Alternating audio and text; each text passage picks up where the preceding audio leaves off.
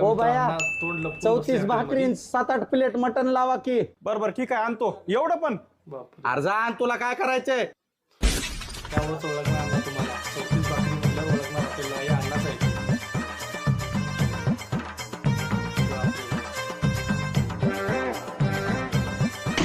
काय बघायला येणार नाही. बापरे, बापरे, तू नाही का?